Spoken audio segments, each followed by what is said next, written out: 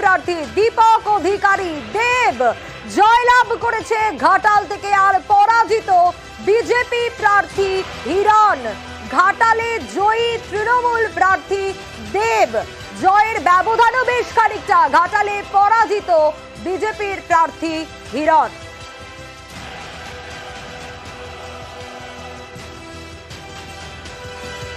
আর এবার হাওড়ার দিকে নজর রাখতে হবে। হাওড়ায় জয়ী তৃণমূল প্রার্থী প্রসূন বন্দ্যোপাধ্যায়, বিজেপির রথীন চক্রবর্তী তিনি হেরে গিয়েছেন, পরাজিত এবং জয়ী হয়েছেন প্রসূন বন্দ্যোপাধ্যায়। তার জয়ের ব্যবধানও কিন্তু অনেকটা, রথীন চক্রবর্তীকে বহু ভোটে হারিয়েছেন প্রসূন বন্দ্যোপাধ্যায়। হাওড়ার লোকের কাছে ভীষণ কৃতজ্ঞ আমি। যে আছে, যে পার্টি আছে, যে হোক, তারা মানুষের প্রতি ভীষণ কৃতজ্ঞ। বিজেপি বুঝতে পারলেন যে ওই দিল্লির গল্প করে এখানে আর হয় না, এটাই এখানে হয় না।